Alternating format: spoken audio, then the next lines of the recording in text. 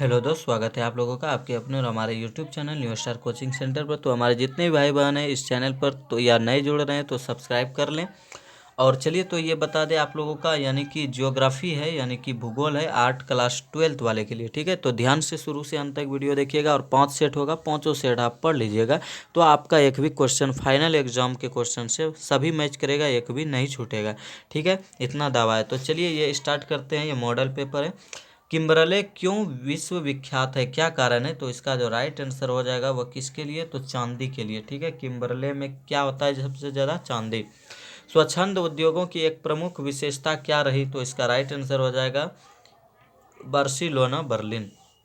Sorry, इसका right answer हो जाएगा आपका निम्न पूंजी की आवश्यकता। ठीक है, चलिए आपको बता दें अगला जो है चैनल टनल जोड़ता है किसको?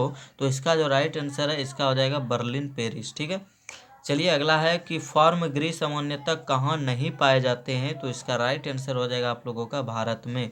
ठीक है, चलिए अगला देखते हैं। एक स्थान से दूसरे स्थान पर लोगों का स्थानांतरण क्या कहलाता है? तो इसका जो राइट आंसर वह हो जाएगा प्रवास।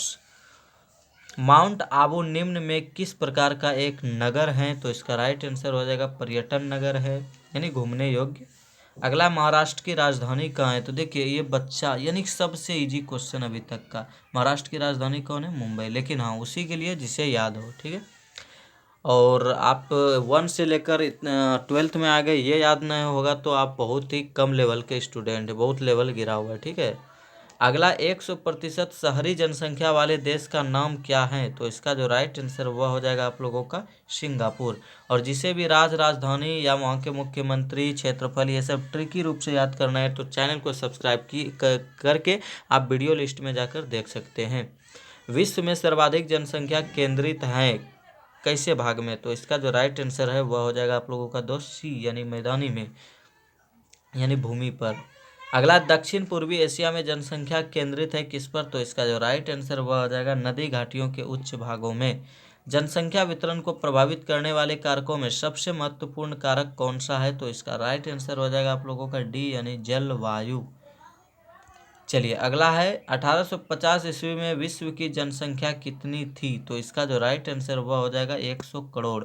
बॉक्साइट से कौन सी धातु प्राप्त होती है? तो बॉक्साइट जो है वह एल्यूमिनियम का अयस्क है, यानी बॉक्साइट से एल्यूमिनियम ही प्राप्त होता है। अगला, ऊन के प्रकार है कौन कौन? तो ऊन के कौन प्रकार है इनमें से देखेंगे आप लोग तो ध्यान से, तो ये दोनों मेरिनो और मोहेर। चावल यानी धान की खेती संबंधित है किससे? तो इसका जो राइट आंसर होगा ये कैसा कृषि है? तो आपको बता दें गहन निर्वाहक कृषि। अगला है निम्न में से कौन बगाती कृषि नहीं है, यानी किसका बगीचा एक तरह से नहीं होता? तो इसका राइट आंसर आप लोगों के समक्ष है, इसका राइट आंसर हो जाएगा मक्का।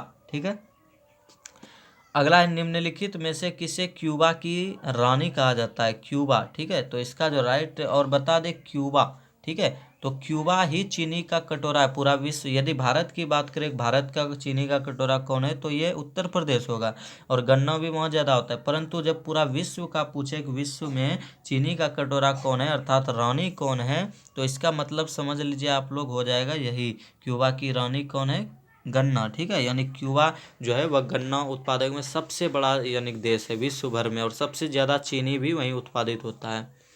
अगला है भारत के 4 महानगरों को जोड़ने वाली सड़क कौन है? यानी 4 महानगरों को जोड़ने वाली सड़क जो है वह कौन है? तो इसका जो राइट आंसर है वह हो जाएगा आप लोगों का स्वर्णिम चतुर्भुज।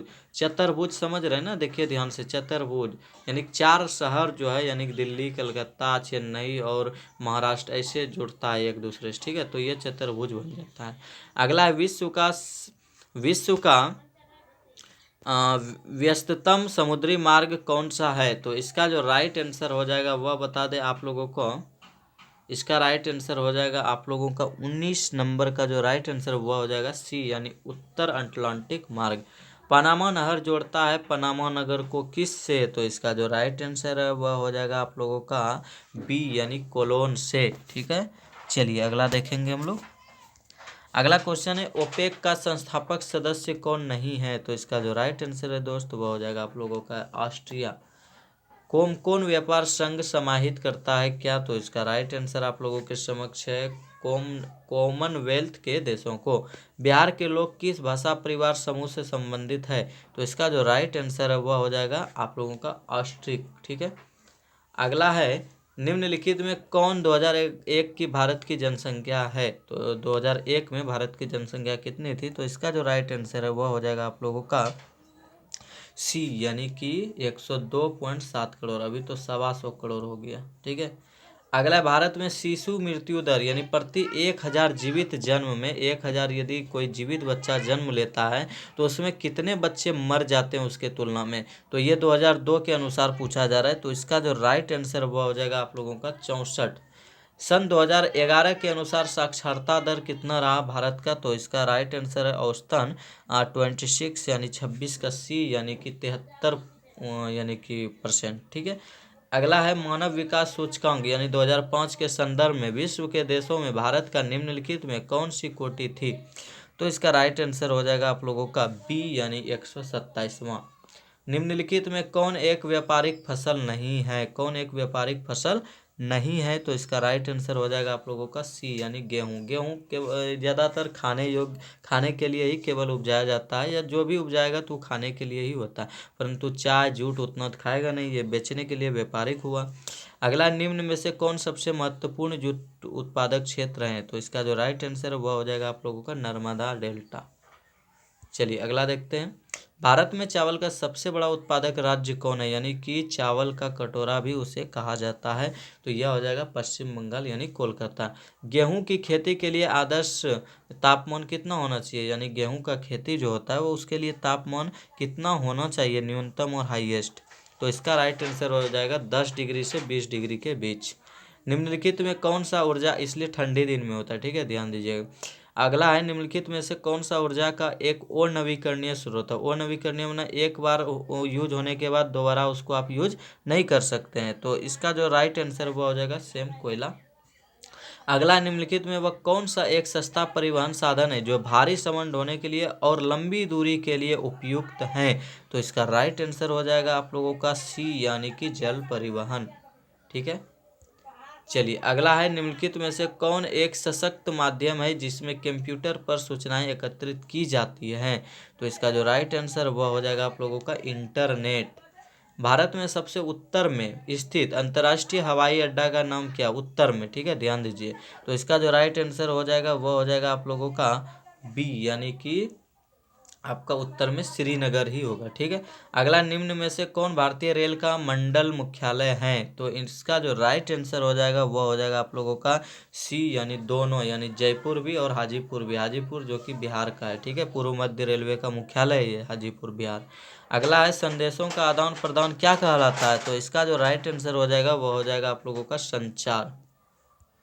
अगला है और आखिरी है इसका, तो निम्नलिखित में से कौन सा कारण जल प्रदूषण के लिए सर्वाधिक रूप से उत्तरदायी है? तो इसका जो दोस्त राइट आंसर है वो हो जाएगा आप लोगों का सी, यानी औद्योगिक अपशिष्ट। अगला, निम्नलिखित में से सर्वाधिक प्रदूषित नदी कौन सी है? तो इसका जो राइट आंसर वो हो जाएगा गंगा। ठीक है। चलिए अगला देखेंगे हम लोग, एशिया की विशालतम नदी बस्ती धारावी अवस्थित है कहाँ पर? तो इसका जो राइट आंसर है वह हो जाएगा आप लोगों का बी, यानी मुंबई। ध्वनि की माप की इकाई क्या है? यानी ध्वनि जो है उसका माप जो किया जाता है उसका क्या ऐसा मात्रक है? तो इसका राइट आंसर हो जाएगा डेसिबल। ठीक है, याद रखिएगा। अगला है, भारतीय कहवा का सबसे बड़ा ग्राहक कौन है? भारत के कहवा को खरीदने वाला सबसे बड़ा ग्राहक कौन है? तो इसका राइट आंसर हो जाएगा इटली। ठीक है। चलिए, तो ये आपका चौथा सेट का द एंड हो गया, यानी समाप्त हो गया। अगले सेट के लिए आप लोग थोड़ा सा इंतजार कीजिए, तब तक के लिए गुड बाय।